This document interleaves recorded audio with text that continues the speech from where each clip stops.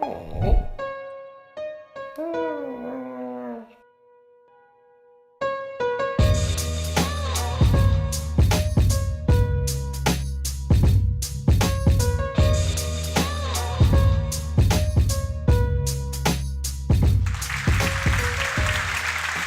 engagement, that's what I like. How's everyone feeling? You've had food? Yeah? You've had a bit of a break. That means either you're going to be really interested and engaged, or you're kind of going to have that post-lunch nap. I don't really mind which. Welcome to Fun with Flags. I'm going to start off. I did lie to you, Sheldon Cooper is not here. I didn't even remember to bring my Flash t-shirt. I know. But you will get Michael Heap presents Fun with Flags, which is like 80% as good. In preparation for this trip, I learned all about the Italian flag. I didn't realise, but they were first adopted by the military in 1796, and it didn't fly as a civilian flag until 1797, when a coat of arms and crown were added, and it was adopted by the Cispadain Republic, a very short-lived republic in the north of Italy that existed from 1796 to 1797, 1 year. When Italy finally became a republic in June 1946, it adopted the tricolour with no coat of arms. So in its present form, it's actually only been the national flag for a very short time. Like 60 years, 62 years. No, 72 years. Can't do maths. Did you know that for 15 years, this was the flag of France? Like, I'm not even joking, like the French actually had a white flag for 15 years. It was a symbol of purity. Sometimes it had the fleur-de-lis on it if the king was visiting. And then they adopted the tricolour themselves in 1830 with the July Revolution. Sorry, I made a mistake. There we are, we're good.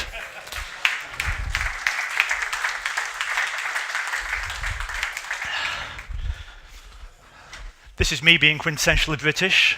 For those of you that I've not met before, I'm Michael. I'm mheap on Twitter if you want to say nice things about the talk. If you want to say bad things, do not put those on the internet. I work for a company called Nexmo on the developer relations team. They're the lovely people that give me time and things to come and do things like that. So if you can tweet at them saying I did a fantastic job, it'd make my boss very happy. Today we're going to talk about feature flags, how they can be useful in our day-to-day development lives. There is a plan for this afternoon. We're aiming to get through it in about 45-50 minutes. I'm going to start off with an explanation of what feature flags are. So if you're not familiar with the concept, don't worry. We're going to start right at the beginning. We'll take a look at what they can be used for and the different types of flag available. Then we'll take a look at how to implement feature flags in your application, including the all-important question, should I build it or should I buy it? We'll cover how to deal with those flags once they're out in the wild, including how to delete them, which is, in my opinion, the most important part. I'll show a few do's and don'ts for working with feature flags that I've learned over with my years of experience, and then we'll wrap it all up into a nice little summary that you can take away. Sound good? Cool, let's go. So, what are feature flags? You might know them by any other name. It might be feature flags, feature toggles, feature flips, feature gates, feature switches. They're all the same thing. It's a way to separate your feature release from your code deployment.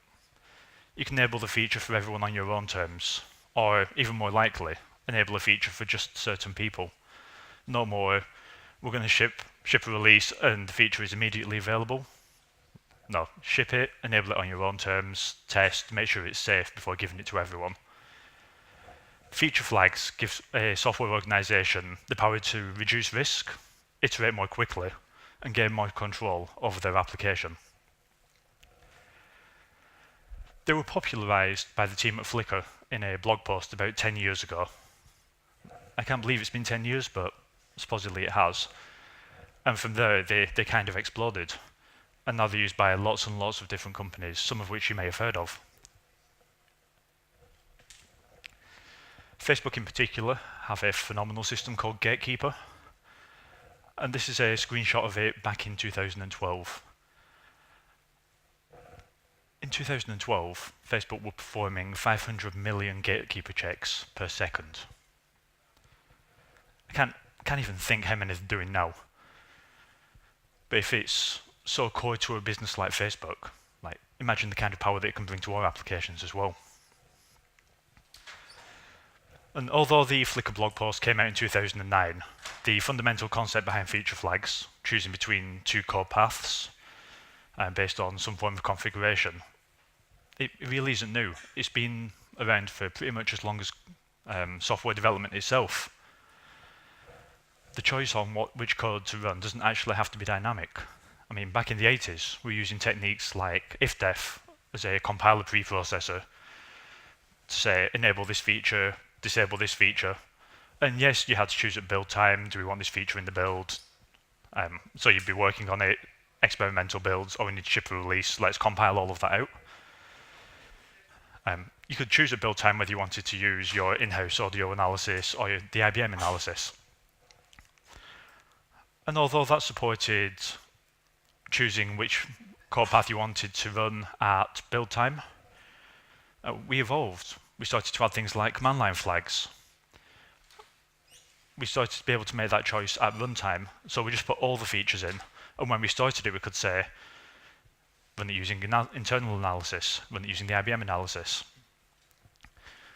You can do this with environment variables, command line flags, or even just arguments to the binary. And then it evolved again. And today, we have the ability to make these decisions at request time based on the inbound request, the authenticated user, or even something as generic as the current time. So we started out having to make a decision really early on, like when we were building the software, and now we can wait until someone tries to use it and make the decision there and then. So why do we need feature flags? We know what they are. Why do we need them? And it turns out there's actually a lot of use cases. The first one you're probably already using without realizing it. I'm sure every application you've built has an if statement in there saying, if this person has access to do this, let them do it. It could be restricting access to an admin panel. It could be some additional functionality depending on what subscription the user's paying for.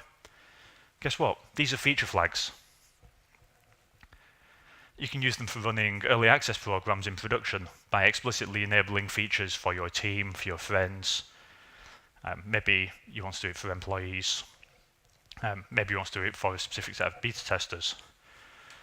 And on the topic of beta testers, maybe you want to not choose them yourself. Maybe you just want to give people a button and say, I want to opt into this. Yes, I know I'm getting early access to the code. I accept that there might be issues. Like that's the trade-off, that's the contract that they enter into with you. They say, give me early access, and there may be issues. I accept that. Once you're through the beta process, you might want to roll it out to 10% of users, 20%, 50%, just to check performance implications. This is particularly good for infrastructure projects, where you're bringing up a new backend, and you want to make sure that it can handle the load. You don't just want to give it to everyone and say, there you are, and then have it crash and no one can use it. Like roll it out to 10%, 20%, 50%, gradually bump that up. There's no need to just cross your fingers and hope anymore. As well as allowing specific users access, you can block specific users. I had not thought about this one, but it made me laugh when I learned about it. There's actual use cases for this, like if you deal with alcohol or pharmaceuticals, there might be country or state restrictions that you can't provide specific features in different places. But maybe it's just someone you don't want to see it.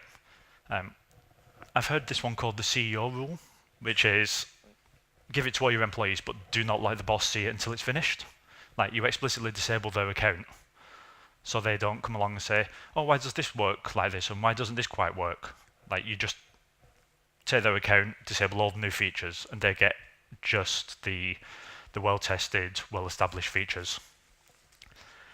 It could be calendar driven. Imagine it's Black Friday, you've got a big sale on. Like, do you stay up till midnight and deploy it 11:59 and hope it all just goes well?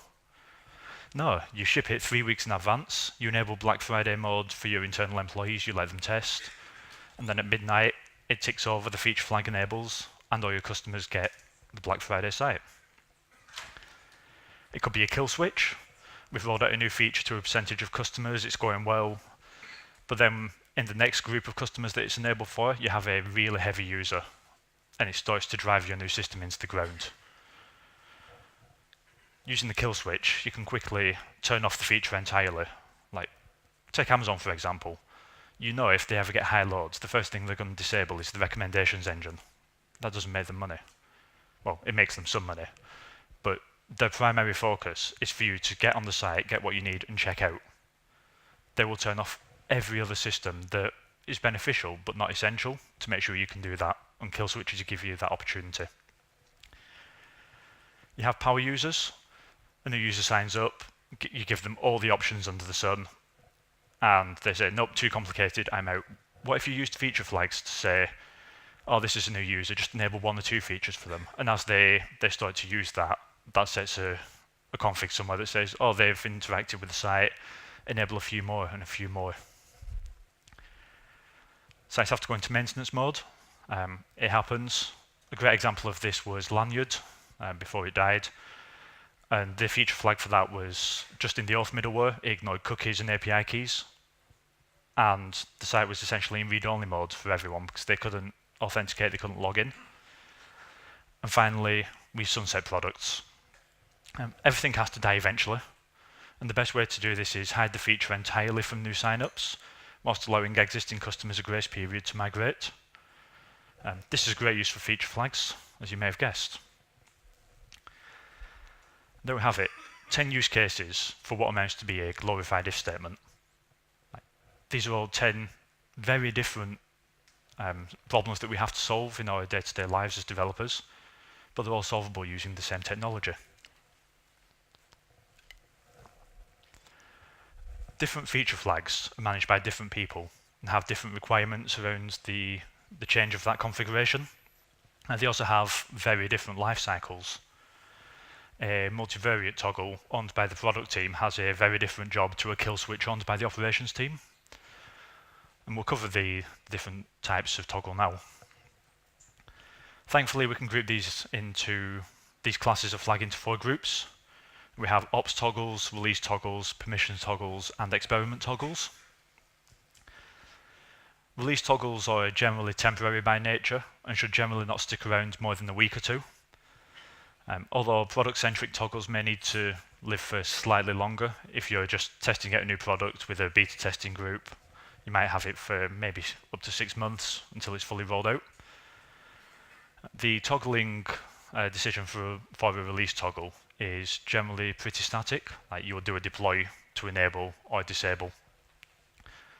It's an official release for an application. It's something that you prepare for, and it has process around it. An ops toggle controls the operational aspects of a system in production. We might introduce an ops toggle when rolling out a new feature that has unknown performance implications, so that the ops team can disable it very quickly in production if needed. Again, most ops toggles will be relatively short-lived. Once we gain confidence in the new feature, we take it out. But it's not uncommon for most systems to have a small number of long-lived kill switches, which allow operators to gracefully degrade the experience for production traffic, like the Amazon example. That's an operations toggle. If the system load gets too high, they go in and toggle the recommendations engine off.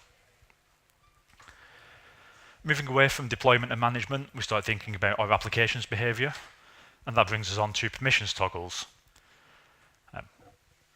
These can be used as a way to manage a feature which is only exposed to premium users, and that means that they're very long-lived compared to other categories of feature toggle. In fact, they normally last multiple years. The permissions toggle is highly dynamic, since permissions are dependent on the user and perhaps even the inbound request they make, what path they make the request to, whether they set a specific header, all kinds of things. And finally, we have experiment toggles. And these are used by teams to work out what performs best in their application. The way they work is they place each user in a group. Experiment toggles are generally multivariate, which is a really fancy way of saying it's not just on and off. You can store a configuration in the toggle. So normally it's Boolean true or false, but in a multivariate flag you can store Booleans, strings, integers, JSON arrays, JSON objects, whatever you need. And using these flags, we can send each set of customers down a different path. We could say a third of users get the big red button, a third get the big green button, and a third get the big blue button. And you can monitor what converts the best, run experiments, and then you know which solution to go with. It's commonly used to make data-driven optimizations to things like the purchase flow of an e-commerce system or the call to action wording on a button. Experiment toggles need to remain in place for long enough for it to be statistically significant.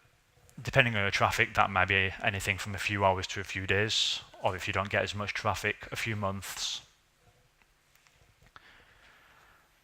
Each of these toggles has a different amount of longevity and dynamism. I need to delete that word, like it's really hard to say.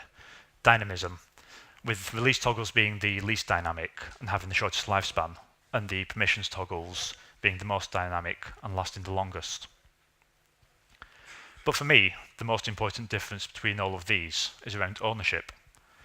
Each of these flags is owned by a different team, all the way through from your developers, who say, yep, we're going to ship a release, we're going to enable it, all the way through to the product team, which say, this user has access to this user doesn't. Actually, we're going to run an experiment on the color of the button. Like, those are decisions they can make every single day.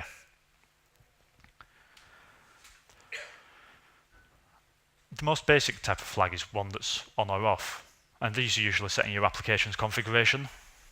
They affect every single user of your app. This is what you'd use to decouple the deploy from the release of a new feature. You just ship it with the config set to false, and then eventually you go in, set it to true, and the new feature appears. If you have a feature that you want to test, you may decide to roll it out using a percentage toggle. This means that a percentage that you define of your users will receive the new feature and no one else will. So you roll out to 10, 20%. The way I've seen this done most of the time is just choose an identifier for a user, run it through CIC32, which converts it to a number, work out the modulus from 100, and if it's less than whatever percentage you want, so less than 50 for example, enable it, otherwise don't. You do have to do a little bit more work if you want different groups for different features, because the way the algorithm works is it consistently puts users in the same group, and that's good because otherwise someone could go on and see a red button, then refresh and see a blue button, and refresh then see a yellow button, and that's not a great experience for anyone. When you're doing this kind of rollout, you need to consistently pin users to a specific group. If it's a feature that needs a little bit more care when rolling it out, you may not want to choose those people randomly. You may want to enable it specifically for your QA team or friends that you've got that understand that it's an early access feature. And if you're constantly enabling the same people, you can define them as a group that contains them all and control that as a single unit. We can enable flags for specific groups. Perhaps you have a set of power users that you want to enable the really hardcore features for. Perhaps it's those that have opted in for a beta program, or maybe it's just a team that pays you a ton of money for additional enterprise features. The use case doesn't matter. You just group them all together and set the combination of flags that should be on or off for that team. And then finally, we may choose to enable a feature based on the context of the request. It may involve the logged in user, the current date, data in a database. It doesn't matter, we can make a decision based on any data we have to provide context.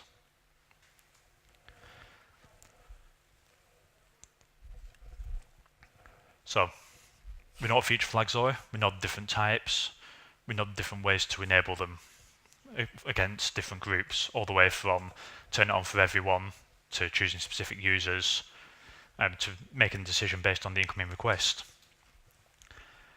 How do we actually do that? Feature flagging is a fairly straightforward concept that becomes increasingly difficult to manage. Having one flag is easy, it's just an if statement.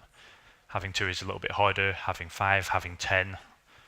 Before you know it, you've got 20, 100 to manage. And at that point, managing it by hand it's pretty tough. You start deploying them across multiple servers. It's not just one config file on the server you've got to edit. You've got to have some kind of centralized config. It's much harder to keep things in sync in a compliant fashion. So you have to ask yourself the question, do we build it or do we buy it? And there are trade-offs for each option that depend on your resources, the time available, and your internal expertise.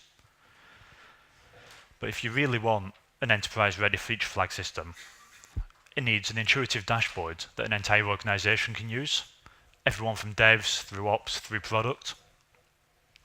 It needs access control levels to allow different functions separate rights. You probably don't want your developers changing product features in production. You need complex business rules for the flags. Can we roll this out to 10% of customers in Italy? Can we enable this feature if they're a group moderator and they have the upload media permission, or they're a group admin? You need cascading flags. We only evaluate this flag if another flag is true. You need multivariate values. Place the user in one of 3 groups, then show the big green checkout button, the big orange one, or the standardized checkout button. You need an auditing system, and this is the big one for me. You need to know who changed the flag, what they changed the value to, when they changed it, and why they changed it. It has to be fast. I mean, Facebook was doing what, 500 million a second? If it's even 10 milliseconds per flag, 100 milliseconds per flag, like that's going to have a real impact on your page load performance. Feature flag systems have to be fast. We don't want it to slow down our application. It has to scale to handle millions of flag evaluations across different environments, different traffic distributions. And finally, it needs to be highly available. We can set smart defaults in case the feature data source isn't available, but that will provide, at best, an inconsistent experience to your customers, and at worst, it can break data integrity. Imagine they start a process with one feature flag on, your feature flag database goes offline and it reverts to the default, but the data that you've got halfway through the process, that doesn't work with the second half. You can really get yourself into a mess with that kind of thing. Your feature flag system needs to be online 100% of the time. So given that list of requirements, what do we do? Do we buy or do we build? Anyone? What would you do?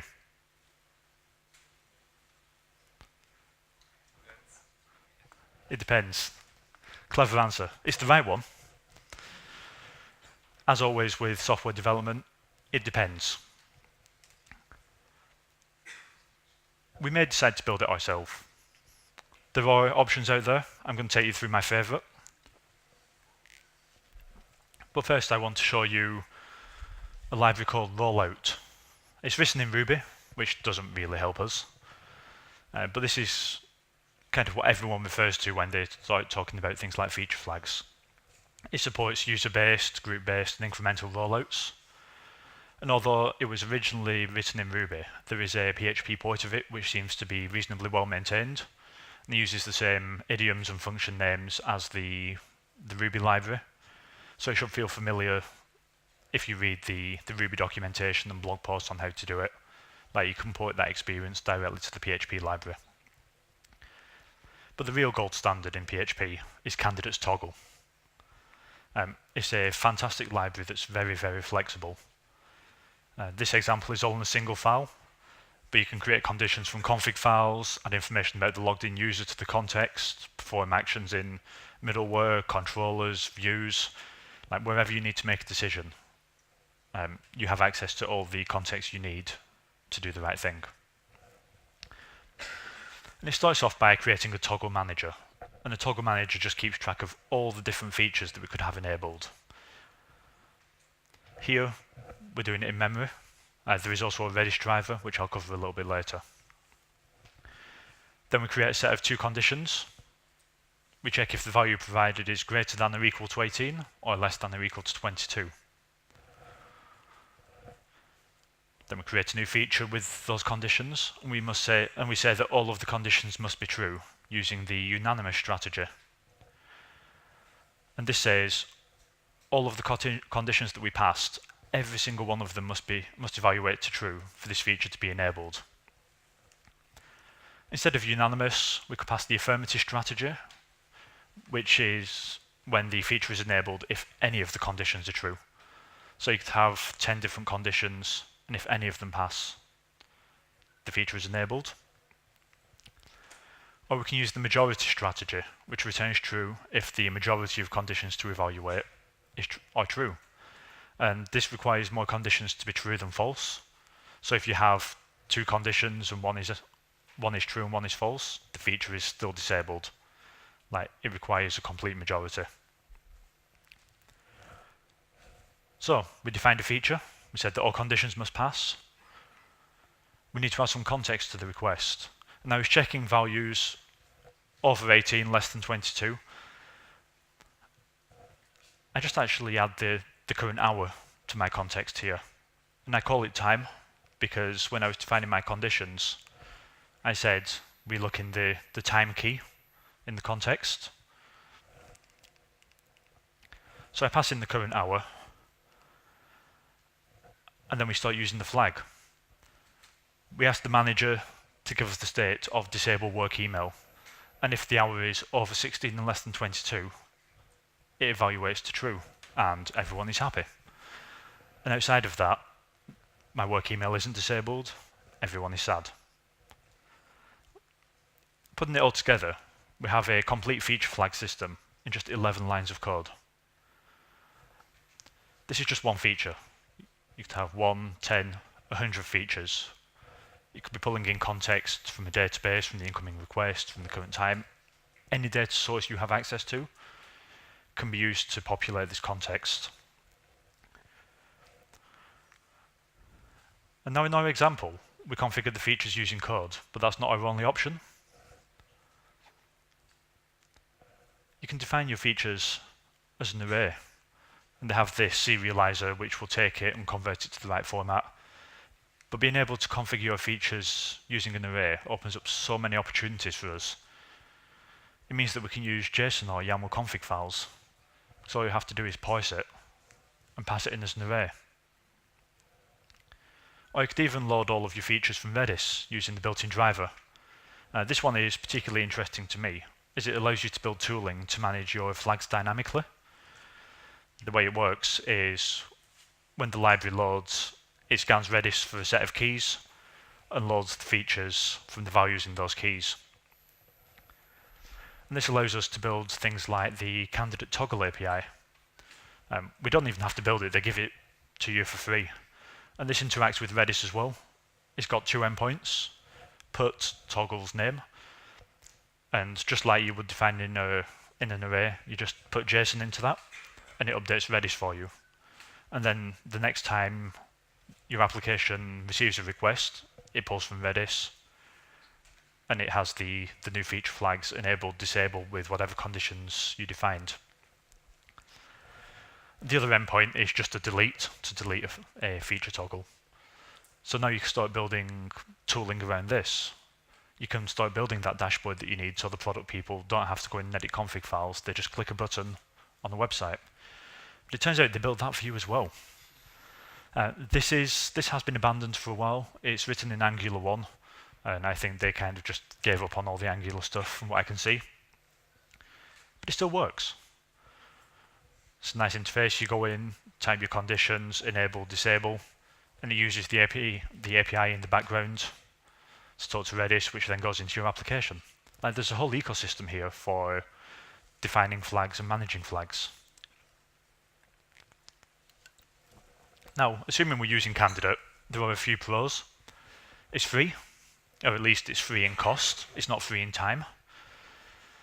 That is a very important distinction. You have total control over the system. If it doesn't work for you, you can extend it or modify it as you see fit. You can build rules as complex as you like, and there is an API and a UI available. There are, of course, downsides. Free as in money, but not as in time. You've got to host it yourself, you've got to deploy, maintain infrastructure, and it needs to be online 100% of the time. It only supports PHP, so if you're writing PHP and JavaScript, like, you're out of luck. You can't use this library across all of your different applications. And finally, it supports complex rules. And I know I mentioned this as a positive, but it's one of those things where you can make arbitrarily complex rules. That's a great thing, but the problem is you can also make arbitrarily complex rules. Like, it gives you enough rope to hang yourself if you're not careful. Which brings us on to buy. And there are a couple of options out there. The big two are Rollout.io and Launch.io. This is the one that comes to mind, thanks to the great work of the developer advocate Heidi. Launch.io is a FeatureFlags platform in a box. It provides everything you can build yourself and more. And the first thing that is not just PHP. They support Java, .NET, Python, Node, Ruby, Go, JS, iOS, Android, and of course PHP. It comes with a pre-built dashboard that shows you the current state of all your flags, the short feature name when it was last used. If you're using percentage rollouts, it will tell you what percentage of users you've already rolled out to, what percentage is remaining. It's environment aware. Anytime you create a new flag, it's automatically usable in every environment you've got. With toggle from candidate, like, you deploy it to production, then you have to deploy it to staging and to dev. With Launch.io, it's just available in every environment that you've defined, along with smart defaults. And it definitely scales. They serve over 20 billion feature flags per day from companies of all sizes. Microsoft, Atlassian, CircleCI, just to name a few that you may have heard of. And of course, my favourite feature, they have a comprehensive audit log. You can read through it sequentially, search by date, flag, or even by specific fields. This makes it really easy to find out when your latest feature was enabled for teams of up to 20 people, when you'd set it to only be available for teams with a size of up to 10 members. And finally, they have great multivariate support. As well as just returning a value, you can use an SDK to trigger conversions, letting you know how well each variant is performing. And you can build this yourself using Candidate, but you don't get that conversion step. You can show 3 different color buttons, but you don't know which one people are clicking on. You have to integrate something like Optimizely or another A/B testing tool to do that, or build your own. And now you start to see all these little things that you get by paying, like all the things that aren't really core to feature flags, but are actually really nice to have. So why would we buy rather than build? I love their dashboard. Like, the candidate UI is good, it's open source, I can build on that myself. But they've done it for me.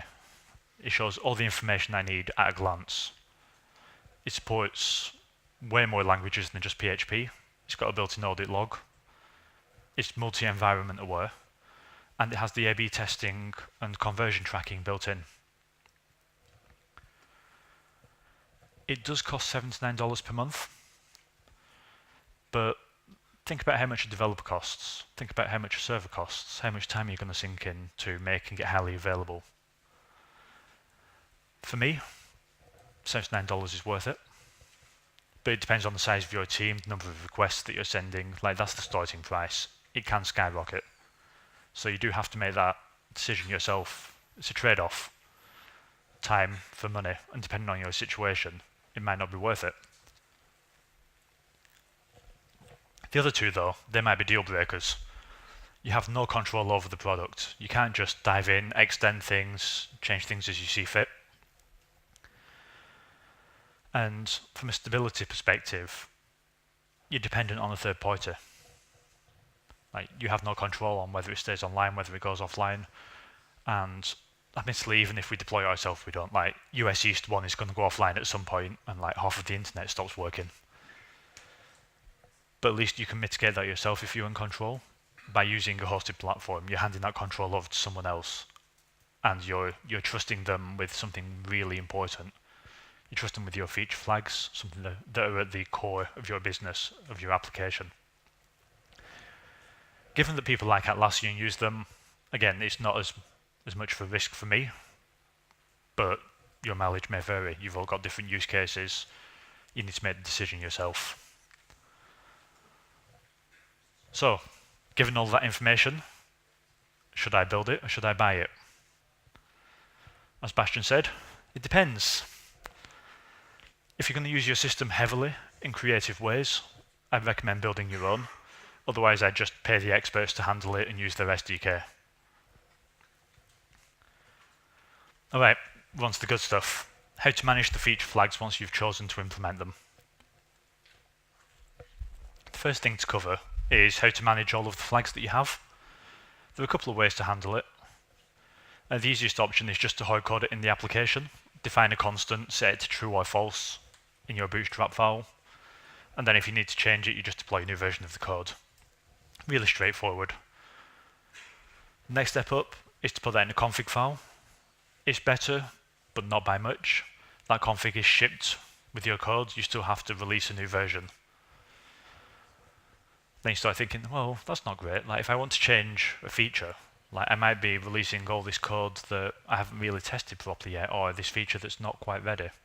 And it turns out feature flags can help with that, but there is an easier way. You can use parameterized config, and that allows you to edit the config in production and see the changes instantly. You don't need to ship new code, and you can achieve this with tools like Puppet or Chef, or even just having one of your ops people log into the server and change it by hand. If we want things to be a little bit more dynamic, we can read the features from a database. This means that we can provide a UI that people can go in and toggle features on and off. But this isn't very efficient, because every time a page loads, your application hits the database to build your feature state.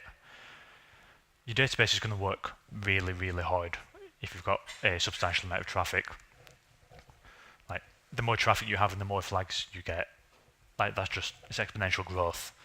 So I think it's fine, like I'll just cache the features in memory. But then what happens when you have an update to a feature flag? Like one server might invalidate its cache and refetch it, and then another one's still got it cached for another 5 minutes, and you start to get this inconsistent experience. Thankfully there is a solution. It's a little bit of a heavy-handed solution, but it's a solution nonetheless. We can use distributed configuration. And thanks to tools like Console or Zookeeper, which are highly available key value stores, you can define your feature in the key value store, which your application can query on startup and then cache locally. And the reason it can do that is Console has a fantastic concept called watches. So your application spins up, grabs the feature config, caches it locally and says, hey Console, when this key changes, I want you to let me know. So when you go into your UI and you click toggle, Console gets a new value and it broadcasts out to everything that's subscribed, hey, I've got a new value for this key. And your application can then flush its cache, and then the next request, it will get the new value and cache that again. The complexity from left to right, all the way from having a constant in the code to distributed config, like that's quite a big jump. Again, it's down to what your business needs. You have to evaluate all the options, decide what works for you. If you have any feature flags in your application, you're going to want a feature dashboard, and trust me on this, because you want to see all of the available flags along with the along with the date that they were added and the percentage of traffic that's still using them. And this can feed into your flag retirement plans. If you see that 100% of users are using a specific flag, you know you can delete that flag and just give them the new code. For me, the main reason for having a dashboard is role-based access. You might choose to give different members in the team different visibility and different access to different environments. One example would be to lock changes to the production environment from anyone not on the operations of the product team. Whereas on the staging environment, you might want devs to be able to toggle things on and off to test. When it comes to flags that can change things like a user's subscription, like that can be real money. Like That's destructive. You don't want just everyone going in, changing flags. Like if you're running an A/B test for a subscription costs $9 or it costs $99, like you want to control who can make that change in production. And by making users authenticate into a dashboard, you can build up an audit log of state changes. And this can help you solve the question, who made the change? And if you require a change message, it can also help answer the question, why did we make the change? And finally, it empowers non-technical users. Feature flags are the most effective when you can put it in the hands of the product team. Figure out how to get control out of the hands of developers into the hands of the product team. Remove that bottleneck. Otherwise, you're just going to get people coming to you saying, hey, can we turn this feature on? Can we turn that feature off? Like, make it self-service. Give them the power to do their job. But make no mistakes. Feature flags are technical debt. It makes your code's execution harder to reason about, harder to read, and harder to maintain. Code, in general, is a liability, so having two options for a single flag is an even bigger liability. We can use the dashboard that we just talked about to help us delete the old flags.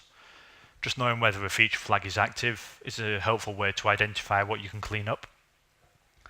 You can show the last time the feature was toggled or the percentage of users on a specific flag. And you can see at a glance, hey, we need to schedule cleanup for that, we need to schedule cleanup for that. But one of the best ways to handle feature flag cleanup is to create a pull request removing it at the same time as you create it. This means that you understand exactly what the code is doing, what the flag is doing, and you know that the cleanup has been done with the full context of implementing the new feature. And it means that when you're done, when you want to remove it, it's as easy as just clicking merge and the feature flag disappears. You should limit the number of flags per team. I found this works really well, and it comes from the manufacturing industry. Because on a production line, it's beneficial to reduce the amount of stuff piling up between machines using a work in progress limit. If your first machine can produce 20 items an hour and your second one can process 10, you don't want that big inventory building up between them. The same technique can be applied with feature flags. A team says that they're only going to have 4 or 6 or 20, like it doesn't matter, just choose a number.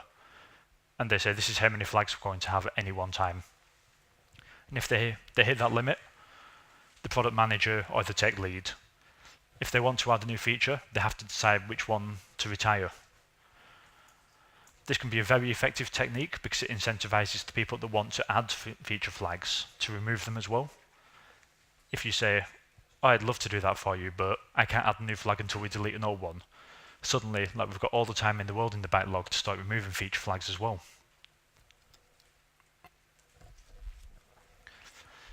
Before you launch a feature flag, decide on the date to retire it.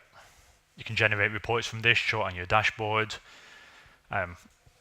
play really loud noise once an hour, like if it's past the expiration date, it doesn't matter. Just make it really obvious that it's time to remove a flag. That information is also really useful for institutional knowledge. If you put a feature flag in, then leave the company. Like people are afraid to touch it. Oh, like can we remove this? What does it do? If it's got an expiry date on it, they know it's safe. They go and say, oh yep, that date's passed, we can delete that fine. Even though Michael left 3 months ago, the date is passed, let's get rid of it. And some teams take this to its logical conclusion, which is automatically turning off a feature flag when the expiry date passes. So you ship a new feature, you enable it for everyone. If you haven't removed that flag by the expiration date, it automatically gets reverted and everyone sees the old feature. Probably wouldn't recommend this one, if I'm honest, but it does keep engineers on their toes, and it forces them to retire all flags to avoid an incident in the middle of the night. It's almost time to wrap up, but I wanted to share just a few tips and tricks with you that make my life easier when working with feature flags. The first is around testing, and testing feature flags is always a fun one. Quick show of hands. Who thinks that you should test every combination of feature flags that could be enabled? Who thinks that's not really possible? Who's still sleeping?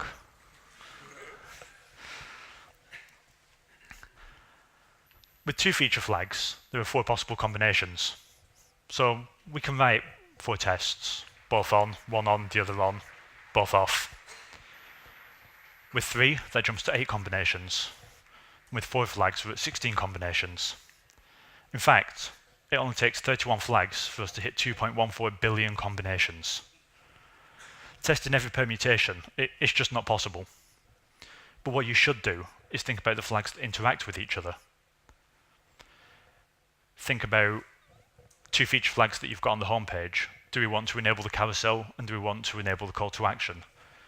Those are both on the home page. They have potential to interact with each other, so we should write tests for all 4 tests for each combination. Enabling profile image uploads, that's not going to interact with whether they've got API access. So those are separate tests. With this set of flags, some of which interact with each other, some of which don't, we need to cover them with 24 test cases. That's much more manageable than the 4,096 cases we'd have to test every possible combination. For me, it's most important to test the toggle configuration which we expect to be live in production, which means test what production currently looks like with your feature flags off, and then test it again with the features that you're going to deploy turned on. Like, for me, that's the minimum set to have confidence in deployment.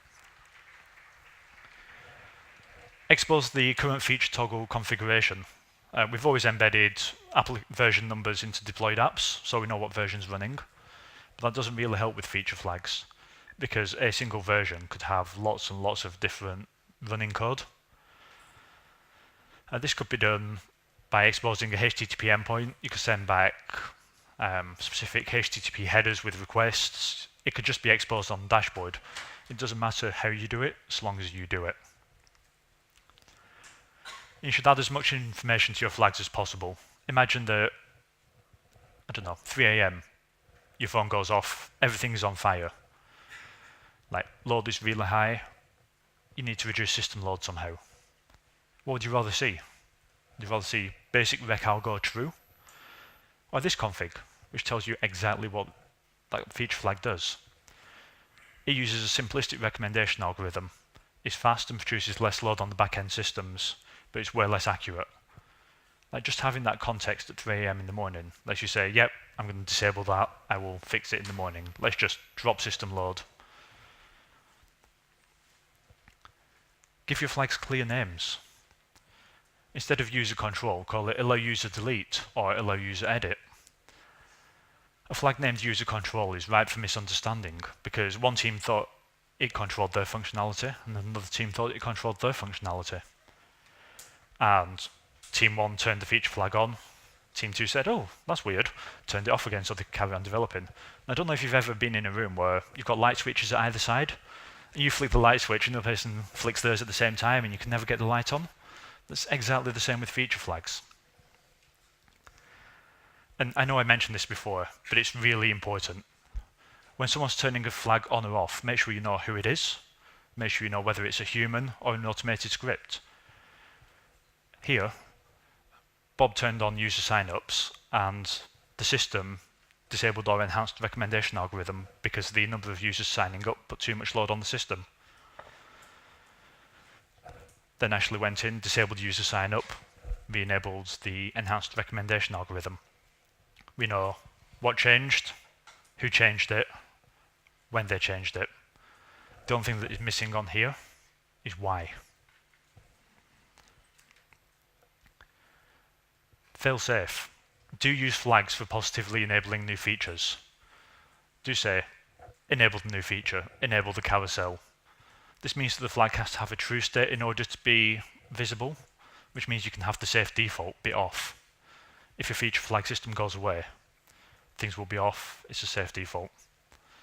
This means you shouldn't use them for suppressing new features. So imagine you want to add a carousel to the home page. Your feature flag will be enable carousel, not disable carousel, because otherwise, when you get a failure, it's enabled for everyone by default. Which brings us to the conclusion. First of all, flags are great. Like, I don't know how we ever live without them. There are 4 kinds of toggle. Release toggles, which are generally temporary and fairly static. Experiment toggles, which are also temporary but dynamic based on user. Operations toggles, which are semi-permanent and fairly static. And permissions toggles, which are pretty much permanent, highly dynamic, and they can change on every single request. If you want feature flags, you can build it or you can buy it. If you want to build, you won't do much better than candidates toggle. If you want to buy, LaunchDarkly is a solid option. And they're not even paying me for this. Like, I just really like their service. Before we wrap it up, I just want to leave you with one more thing. And I know I keep banging on that audit logs are the most important thing, but that's not quite true. The most important thing with feature flags is that we don't reuse feature flags. Never, ever, ever. How many of you have heard of Knight Capital? A couple of hands. So, Knight Capital were a high-frequency trader, and they lost a lot of money back in 2014 thanks to a software issue. They deployed a new feature overnight whilst the markets were closed, and then at 9 AM the following day when the market opened, that code started running. Mistakes were made. The first mistake was that they reused a feature flag, which is pretty bad, but it gets even worse when you realise that the flag that the code that the flag used to control was still in there as well. So they enabled the flag, the obsolete code triggered, and it made a ton of quick trades.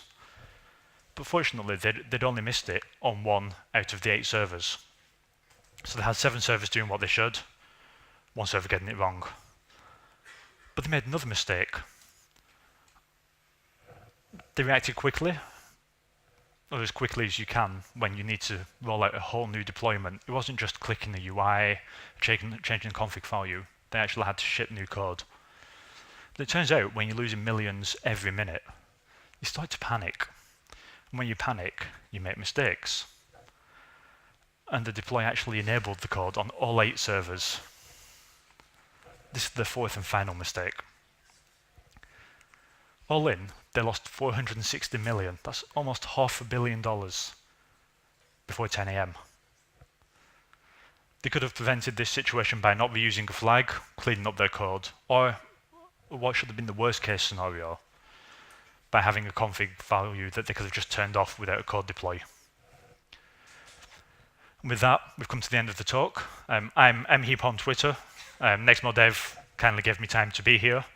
If you've got any feedback on the talk, I'd love to hear it, either by email or on Joined In.